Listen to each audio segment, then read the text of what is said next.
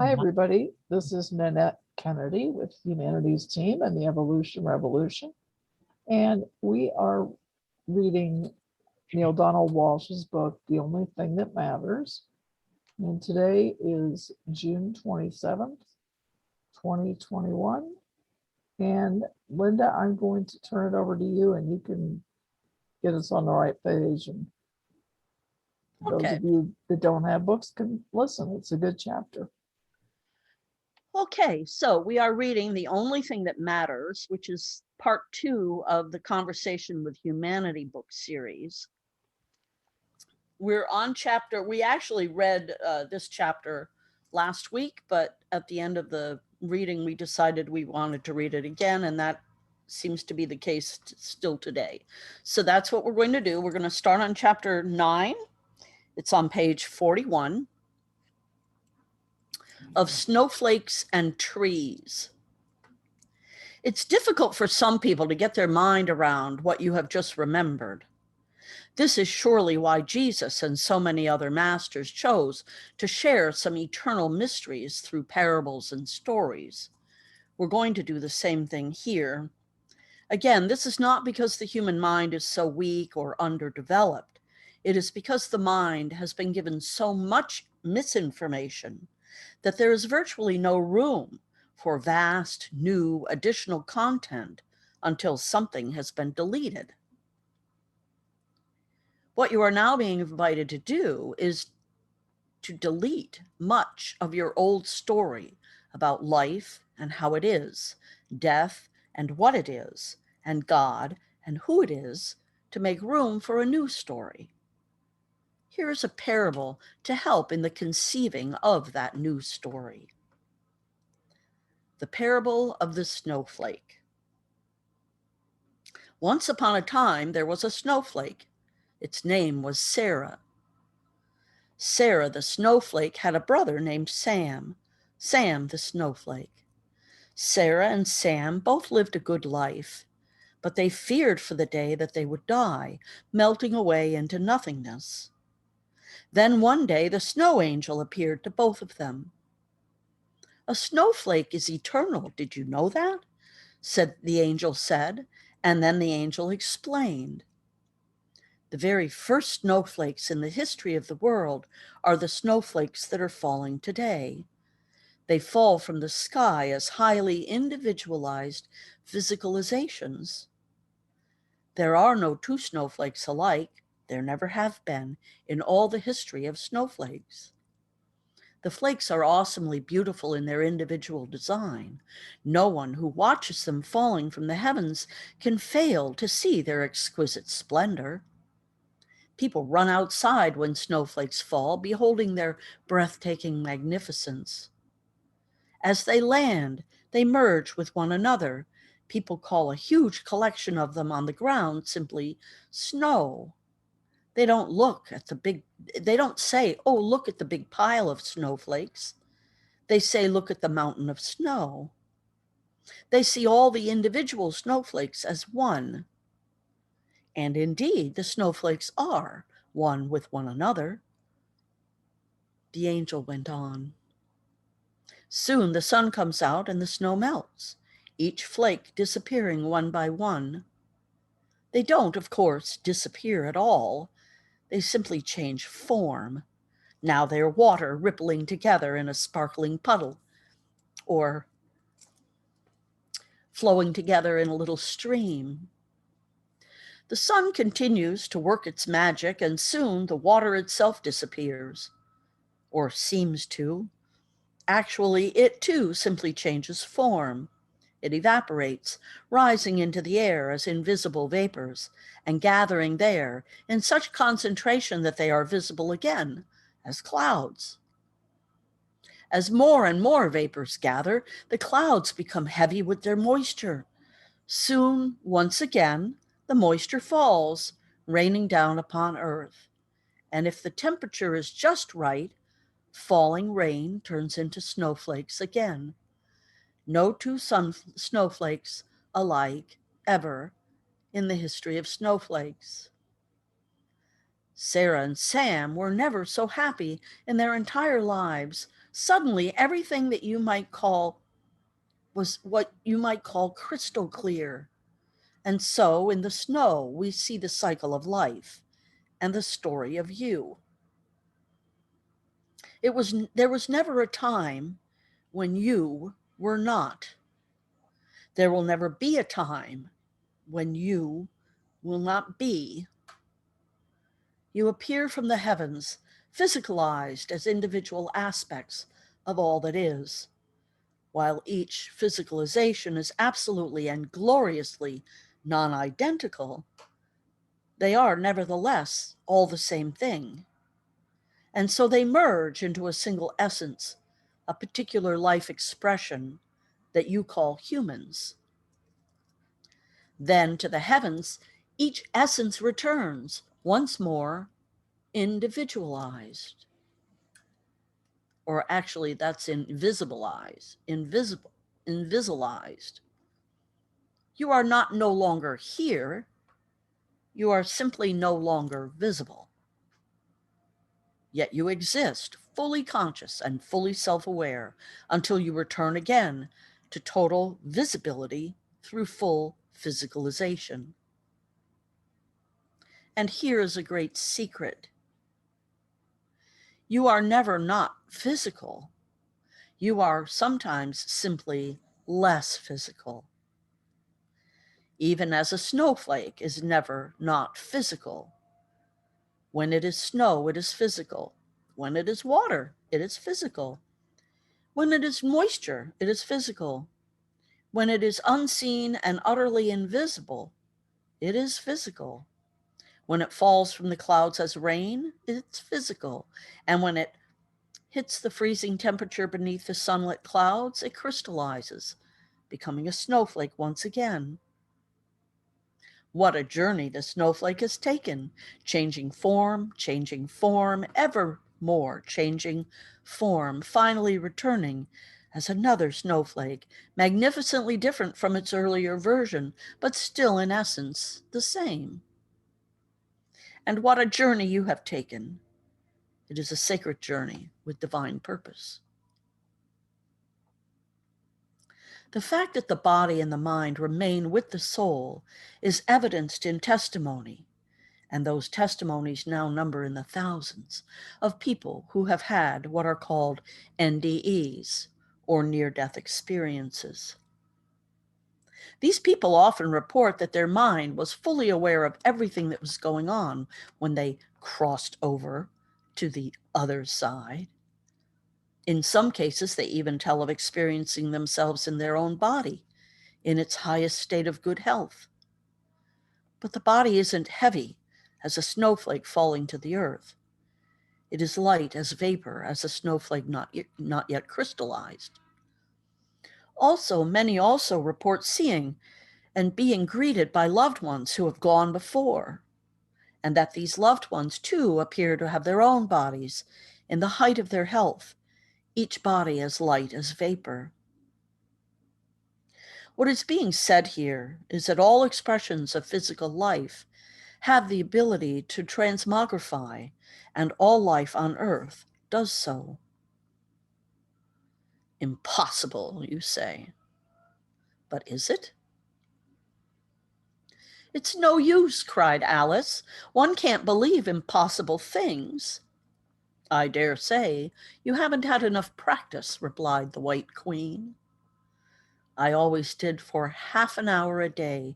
Why, sometimes I've believed 6 impossible things before breakfast. Through the Looking Glass, Chapter 5, Lewis Carroll. Still, it is hard to imagine that life goes on forever, as in forever and ever and even forevermore. The mind searches for ways to comprehend it, even that there are no examples around us. Or are there? The truth of trees. If you could sit at your window for many, many years and just watch the trees outside your house, you would see that the tree never dies, but simply changes form. You might say, yes, but it began somewhere. It began with a seed. Yet where did that seed come from? From another tree, you might say. But what if the truth is it's the same tree? Imagine a tree growing from a seed.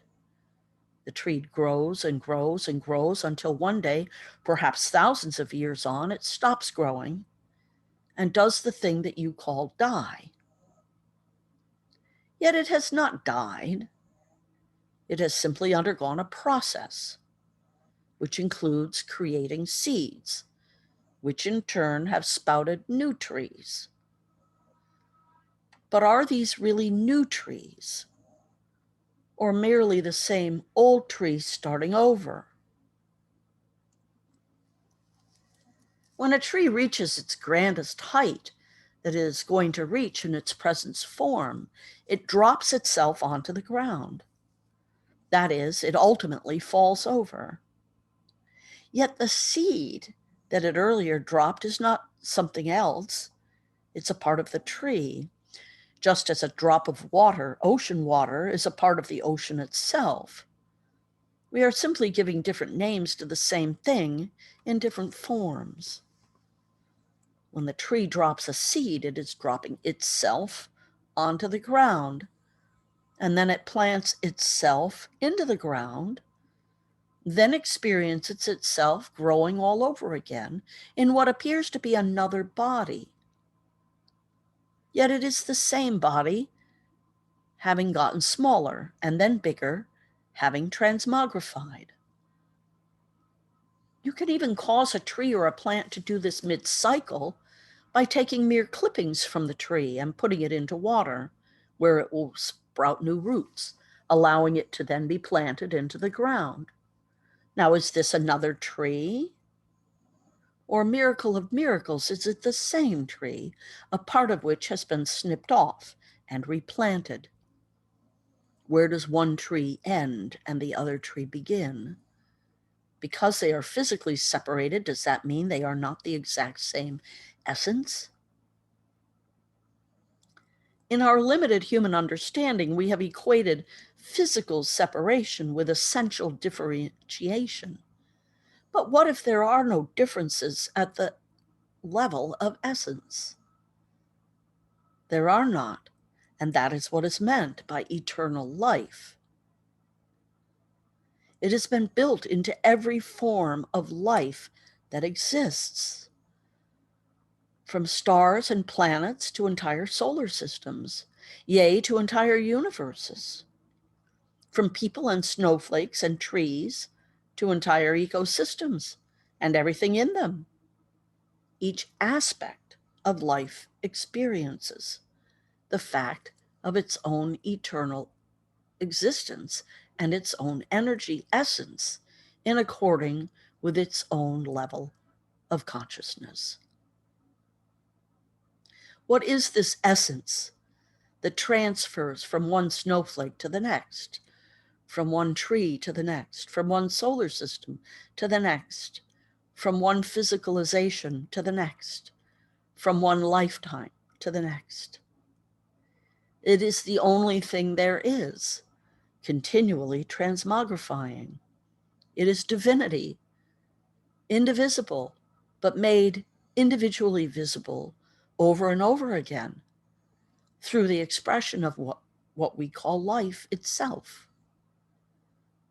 It is the single soul reborn. It is the one thing multiplied. It is God reshaped.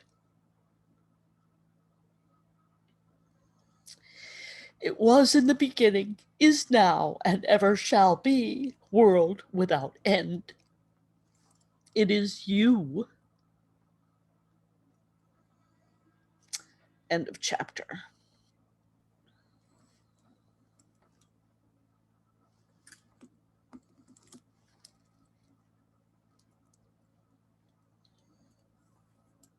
I love that chapter. Me too. Just as beautiful the second time around. And it's so helpful for explaining this concept to people who don't understand the concept, you know, Yeah.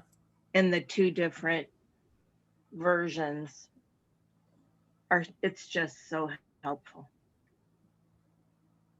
It really is almost like listening to poetry. It's it's I can't remember who said this. It might have been Neale, but it could have been Wayne Dyer, who said, "Pick up an acorn and know that you're holding an oak tree Mm. in the palm of your hand." Mm. And the way whoever it was that said it, described it while he was standing underneath the oak tree. And it's just that amazing thing we have in our universe, these miracles that many take for granted. It's like, I don't know if any of you have ever seen, it's a pretty old film, but I watched it when, prior to when just after I found out I was pregnant with my youngest son. And there was a camera that they inserted into a woman that was, it just followed everything from the moment the sperm penetrated the egg to that millisecond where the egg is no longer penetrable, all the way through to birth. Was How that on they- TV? Was that a PBS thing? Yes. I saw it. My Yeah. mom in the 80s. It was in the 80s, wasn't it? It may have come out then. When I watched it, it was in the early 90s, but It was really interesting. I watched that a couple times. My mom taped it. She said, "This is really cool. You should watch this." it is. It's an absolutely amazing thing. Life, no matter what form, even if it's in the form of a snowflake, it just, the whole chapter blows me away. Over.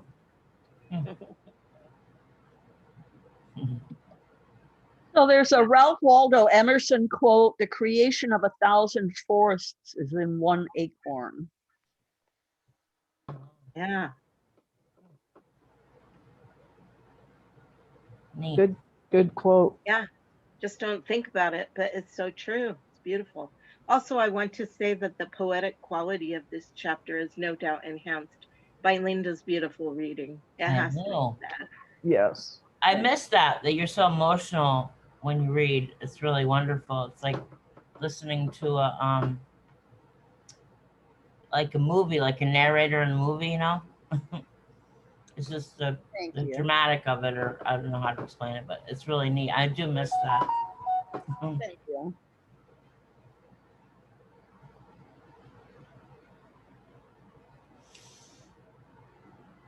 Anybody else? Oh, well, I could say something. It's a question, really. How do we understand our life then?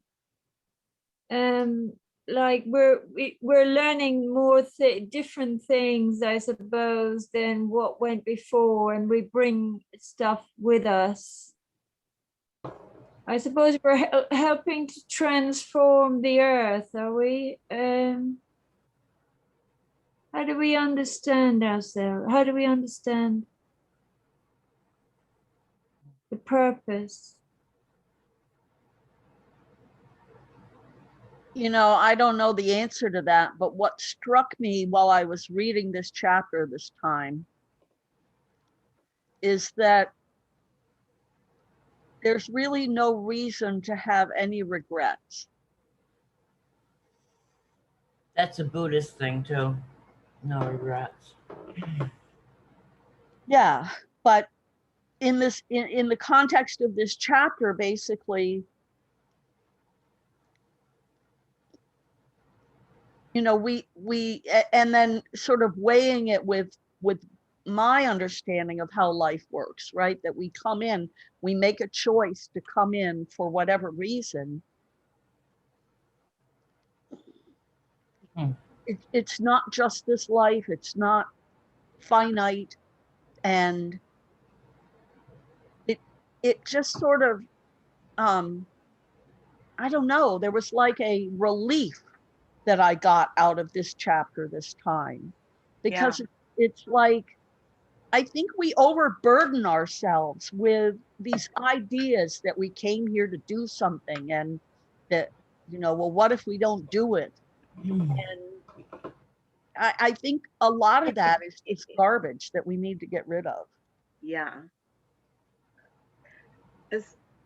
As far as Christianity, first of all, there's so much garbage that we need to get rid of, as Linda said. I mean, I sort of feel like a lot of religions get a lot of things twisted. So take whatever I say with a grain of salt if you're a true believer in anything, because I am only a true believer in life and what we just read and the oneness of it all. So what struck me while Linda was talking and your question was percolating was, think about the things Jesus said. Love your neighbor as yourself, which only makes sense because we're all snowflakes, or we're all the seeds. It's like the idea that hurting your neighbor is like cutting off your own hand, right? And the only thing that makes sense is to love it all of creation, as if it's me, because it is. So that's what I can relate to Christianity from what we just read. Over. And what it reminds me, and welcome, Gazi. What it reminds me of is when, good God, I can't remember the guy's name.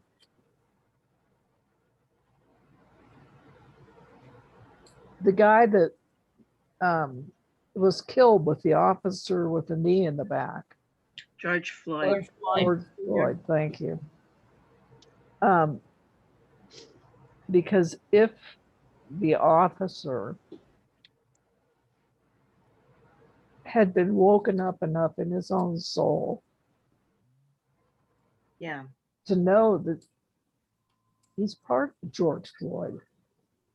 George Floyd was part of him. And things like that just wouldn't have happened. right. And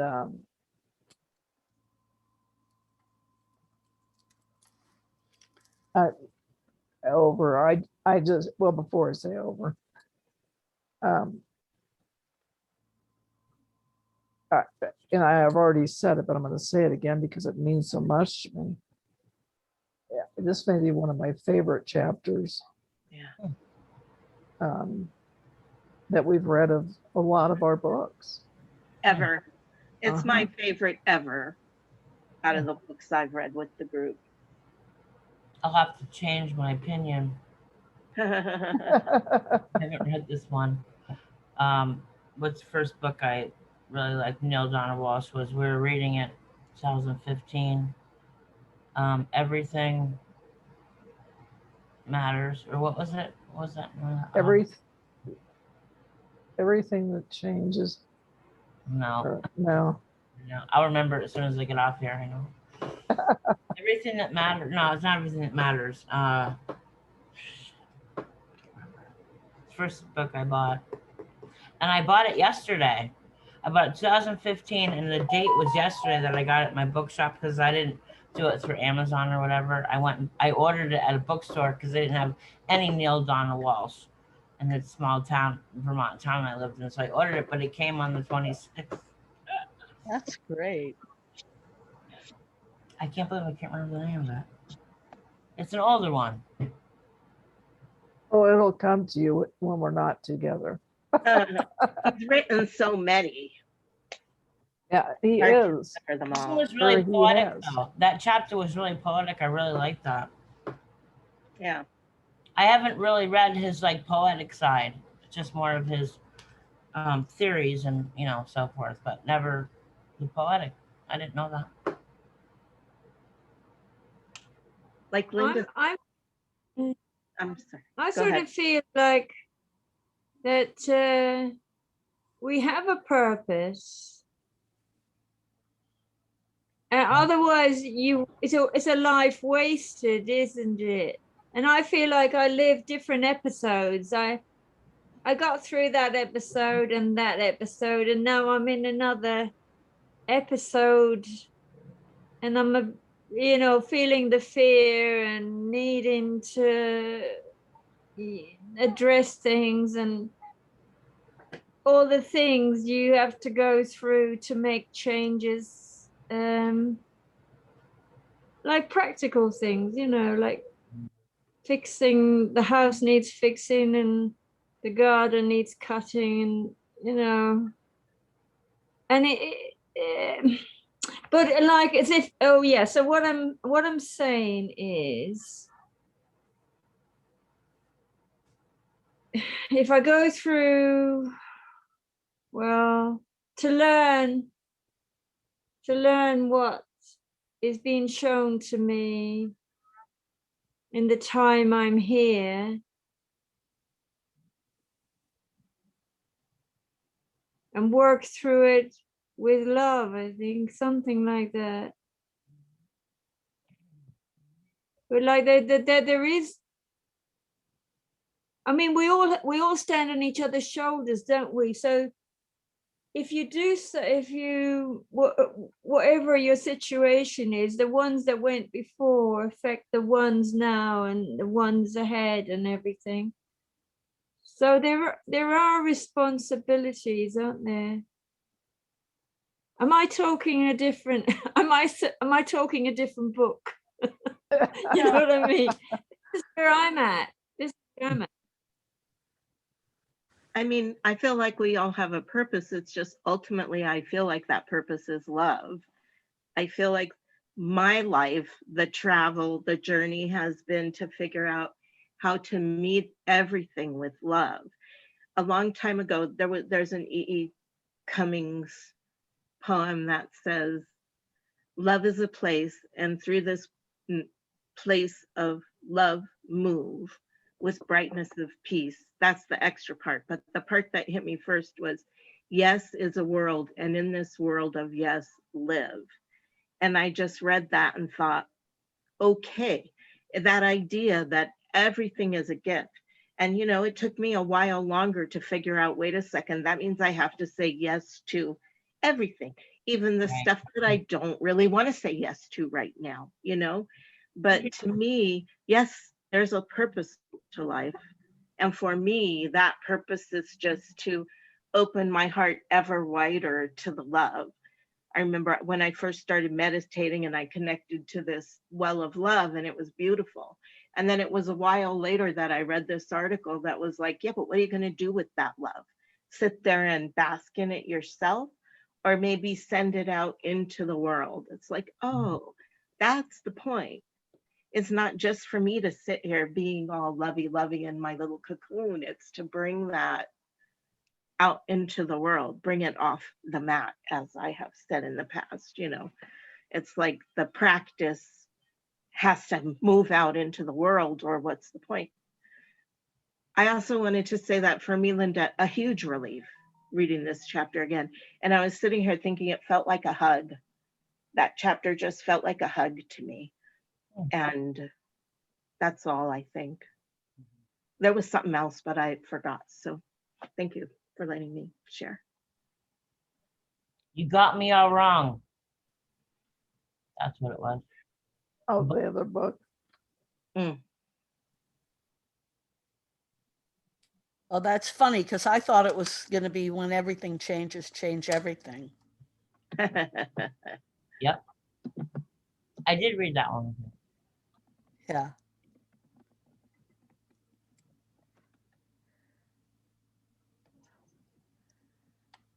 Yeah. I and one thing I thought of because of that word transmogrification,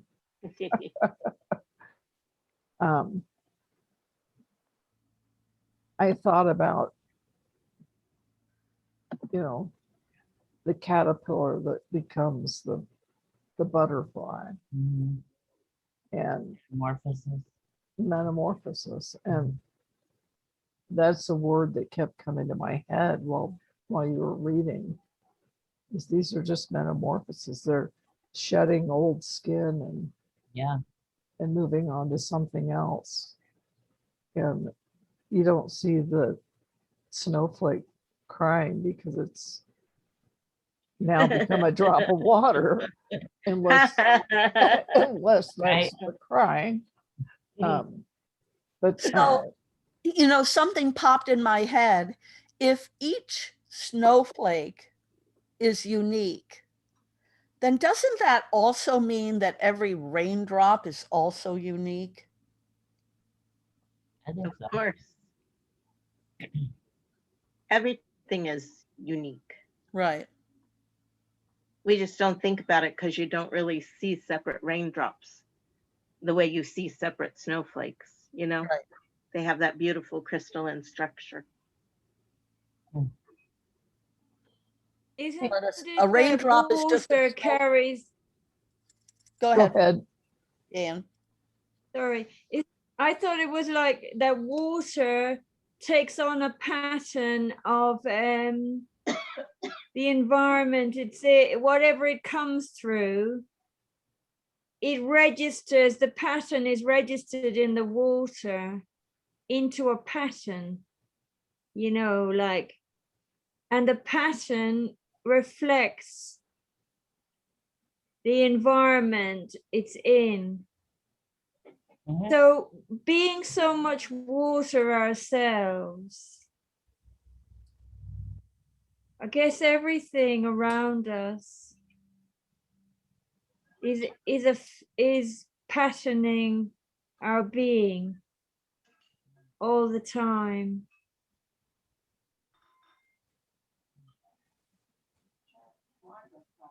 I can relate to that. And I also think that because no two things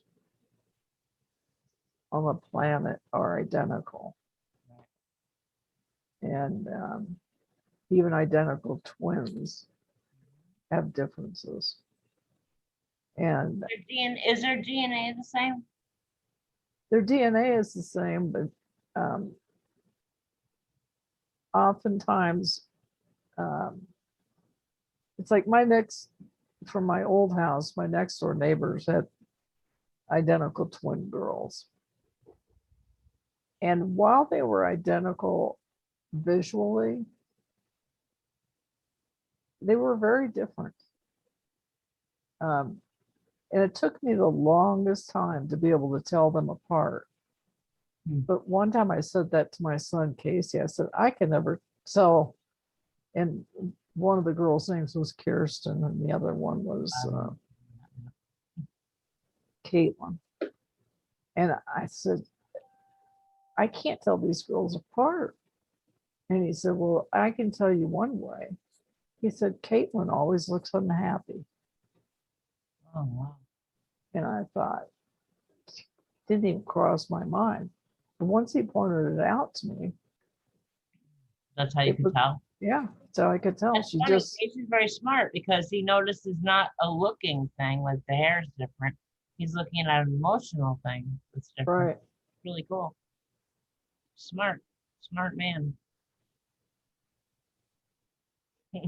A different vibration, I suppose, Nanette. Yeah. It would be a different vibration being in the company. Right. Mhm.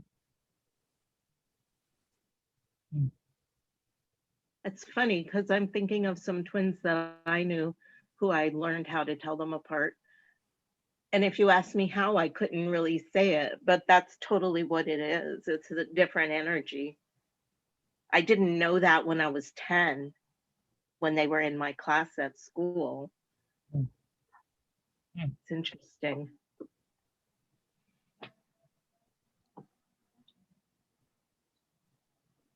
think I knew that many twins. I knew one twins growing up in elementary school.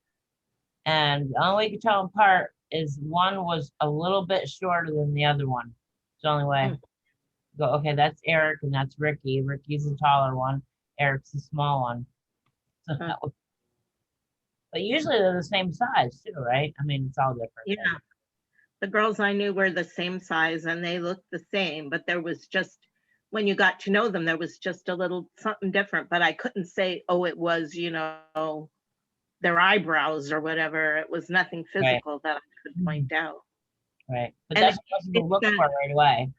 You look for But the that- picture right away. but that one looks unhappy. It's like that, really. One was sort of more serious than the other. Exactly. It's funny because those two twins I was just talking about, or the set of twins, I remember when they first came home from the hospital, and Sue and Dan were the parents, and they were not like giddy, abnormal, afraid, but they were a little nervous that they might mix the two babies up.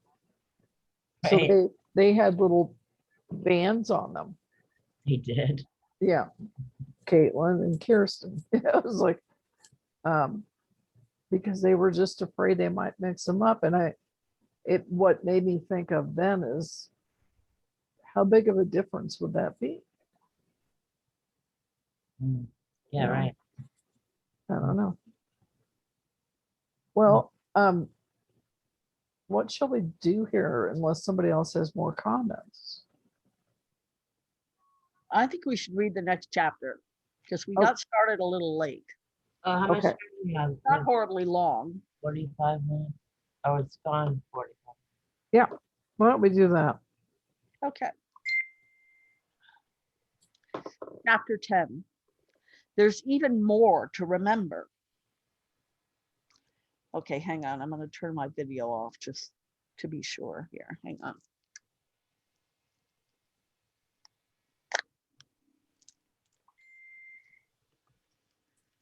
Okay, now it's fair to say it. That's all very poetic, and this has all been very informative, but what does it have to do with me, with my life and my miseries and my challenges and my difficulties, and for that matter, even my joys? Can this now be related to my life, please? Because if it can't, I'm through with this discussion. I want to find out what life is all about. I want to hear what the only thing that matters. I didn't come here to learn the fine points of universal cosmology. Impatience at this point is fair. It would be very normal for you to react this way. The human mind has been doing that, pulling people away from what they might most benefit from hearing for a long time. We see then that what seems fair may not always be beneficial. A case is being made here that your soul and the fundamental essence of life itself are the same thing reshaped. That is, you and all other things are one thing, differing in form and composition, but identical at the level of essence. The information you have just received may not seem to have any practical application right now, but wait. The best part of this exploration has just begun. There is something more that you have come here to remember than simply that the traveling companions moving through time are called body, mind, and soul and make up the totality of you, or that the soul goes on forever in the same form while the body and the mind change form along the way. The fact that your body and your mind, as well as your soul, exist forever creates a whole new context for the living of your life, affecting dramatically the how and the why of it. For this fact suggests that your body, mind, and soul are equal parts of you and are meant to be used together. This is not the way they are always used. In fact, for most human beings, this is not the way they are usually used or even sometimes used. The number of people who operate from the body, mind, and soul simultaneously is relative to the total population of the earth, rather small. And this is chiefly because the average person has not considered the body and the mind as part of a triumvirate.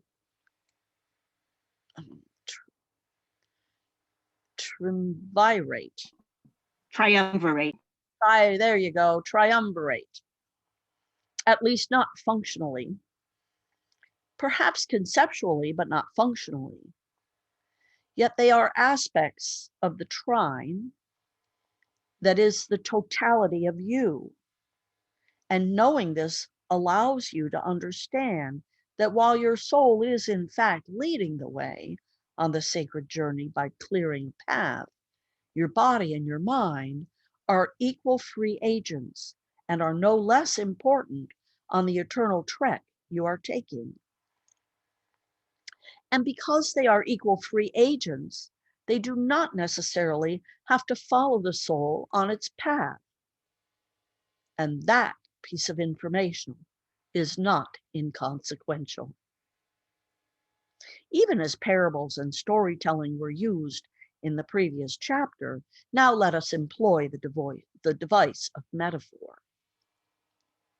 The dictionary defines metaphor as a thing regarded as representative or symbolic of something else, especially something abstract. Well, there are a few things more abstract than the sacred journey, so metaphor may be a useful tool here. The life path metaphor. In this symbolic story of how things are, your body, your mind, and your soul are proceeding along a path. It is the path of the soul, called that not because your soul is the only one taking it, but because your soul is leading the way. While the soul is leading the way, it is not requiring or demanding that its companions follow its lead.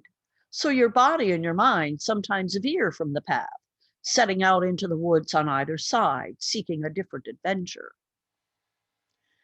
Tromping through the woods can seem like fun for a while if you imagine that you are only your body and your mind. But sooner or later you realize that you're much more than that. And then you begin to sense that you're taking a very long time getting to where the much more than that seeks to go. The American poet Robert Frost captured this feeling wonderfully when he wrote in a stanza of one of his most famous works. The woods are lovely, dark, and deep, but I have promises to keep and miles to go before I sleep. And miles to go before I sleep. Stopping by woods on a snowy evening, Robert Frost. The promises you have made have been entered into between you and yourself. They are promises to make more of this life than it seems to be more in this life than you appear to be, and to give more to this life than you receive, so that life itself may be extended, with its expression expanded. For it is the function of life to create more life through the process of life itself. Your promises, as part of all this, were not made at the level of mind. They were entered into at the level of soul prior to your birth. And of course, the word promises is a human term used simply to get an idea across. The more accurate word might be processes. These are the processes that life itself uses to ensure that life itself continues. These processes are encoded into your physical being as part of your very DNA that might be called your divine natural awareness. When humans forget or ignore the fundamental processes of life itself, they are essentially stepping off the path of the soul, which is the shortest path to where all humans yearn to go. The irony here is that at the same time they are leaving the soul's path, humans complain that they are not getting anywhere. A soul knowing. Going the long way is not the same as going the wrong way. This is the practical implication of the free agency of the body and the mind, what some religions call free will. And now you know why all of this has been examined here in such detail. This is about much more than the esoterics of universal cosmology. This has on-the-ground implications in everyday life. The good news is that while it may appear that you are not getting anywhere when viewed from the perspective of body and mind alone, this is not true. You are getting somewhere, but because you have strayed from the path and wandered into the woods, you are now getting to where you are going the long way. Yet going the long way is not the same as going the wrong way. This is very, very important for every human being to remember.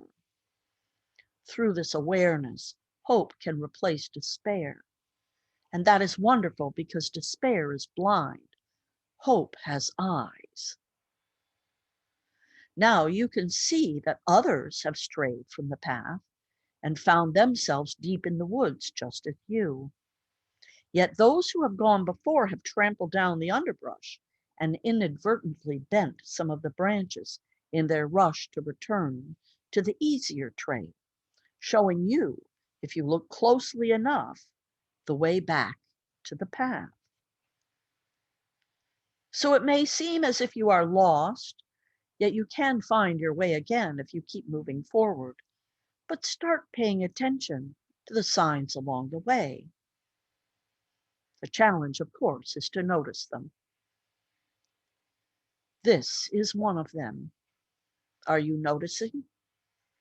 Are you paying attention to what your awareness is showing you here? End of chapter.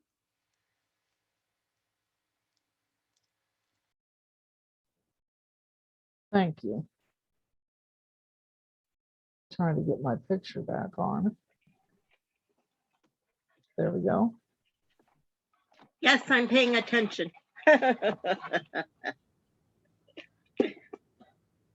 Happening. Well, that was another really good chapter, I think.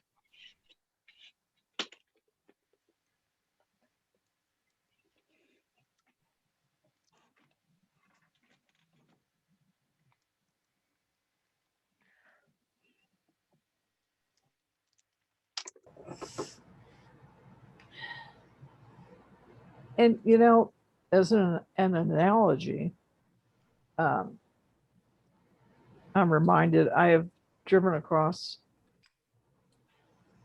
eastern Colorado all the way across Kansas to the Kansas City area more times than I can count. And I mean that quite literally. And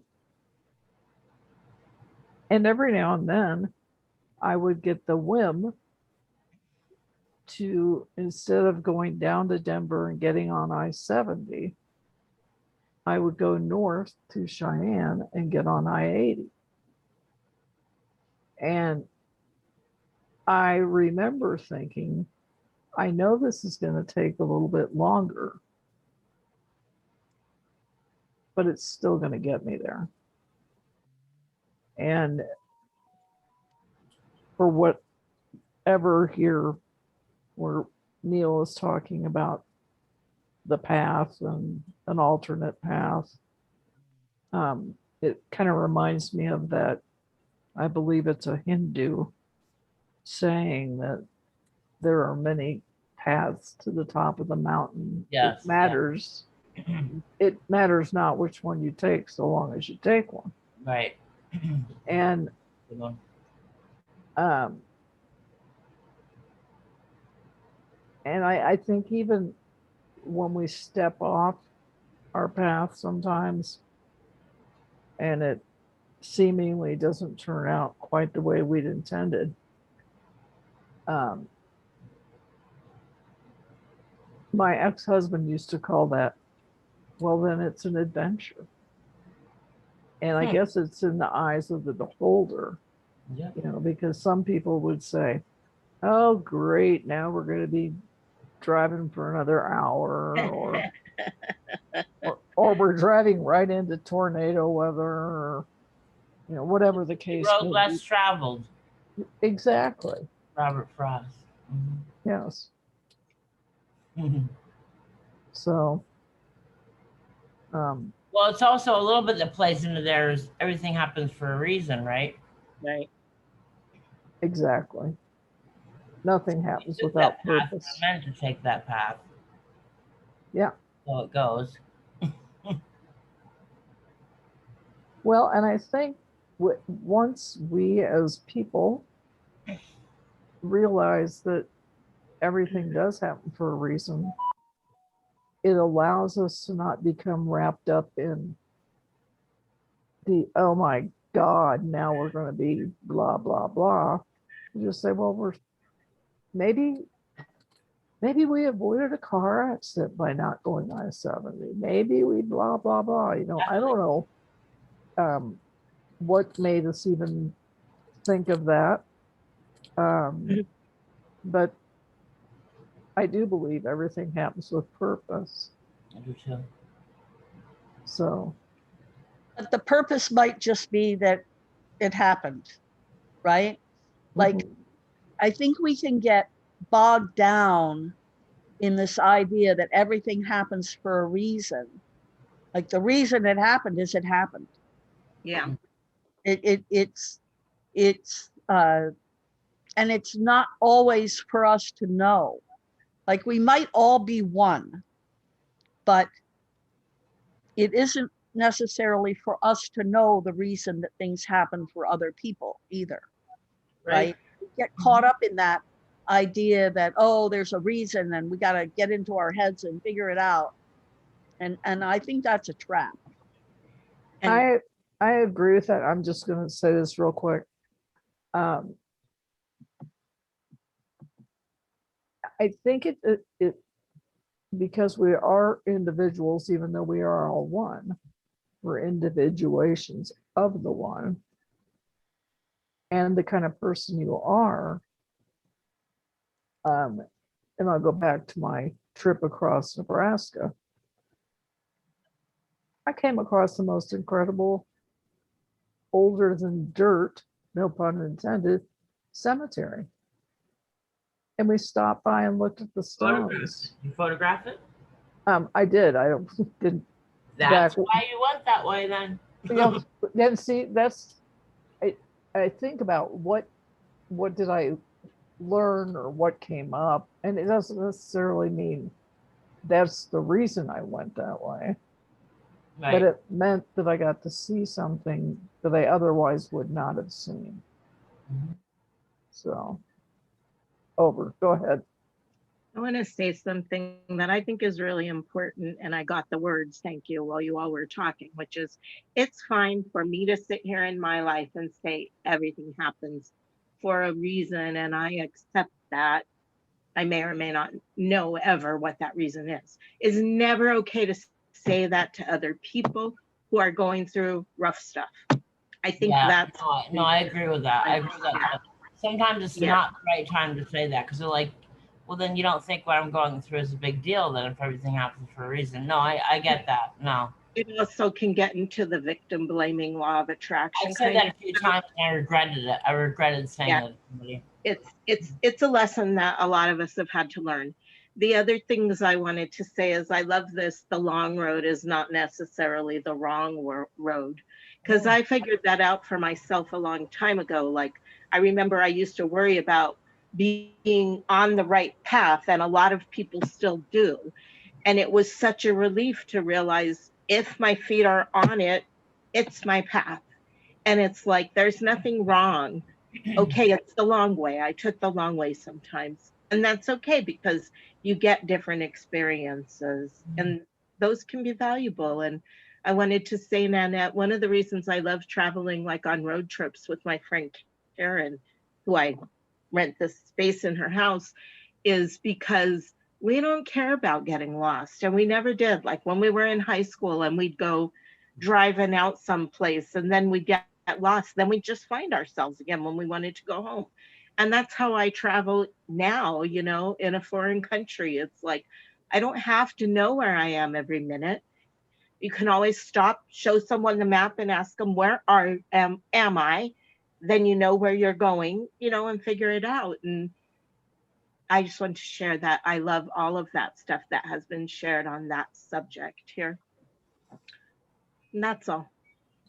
Thank you.